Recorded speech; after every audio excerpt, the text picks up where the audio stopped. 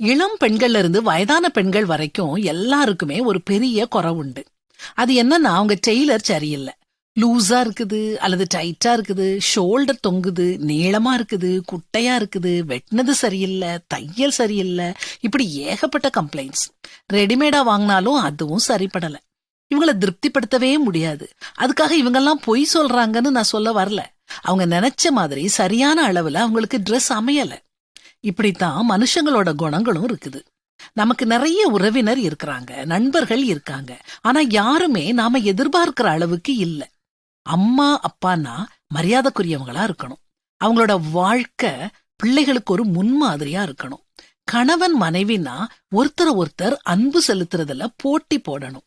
பிள்ளைகள்னா மரியாதையோட எல்லார்கிட்டையும் பழகணும். நண்பர்கள்னா நம்ம ரகசியத்தை காப்பாத்தணும். ஆபத்துனா உயிரையே கொடுக்கணும். இப்படி ஒவ்வொருவரை பத்தியும் நம்ம மனசுக்குள்ள ஒரு எதிர்பார்ப்பை வச்சிருப்போம். அந்த எதிர்பார்ப்பு அளவுக்கு யாராலையுமே வர முடியாது. அதுக்காக நாம அவங்கள வெறுக்கவோ பகைக்கவோ கூடாது. மத்தவங்களுடைய பலவீனங்களை இயலாமைகளை நாம புரிஞ்சிட்டு அவங்க நம்ம கிட்ட எப்படி இருக்கணும்னு விரும்புறோமோ அதே மாதிரி நாம அவங்க கிட்ட இருக்கணும். மனுஷர் உங்களுக்கு எப்படி செய்ய வேண்டுமென்று விரும்புகிறீர்களோ அப்படியே நீங்களும் அவர்களுக்கு செய்யுங்கள் அப்படின்னு வேதாகமத்திலையும் வாசிக்கிறோம். எதிர்பார்ப்புகள் ஏமாற்றங்களை உருவாக்கும்.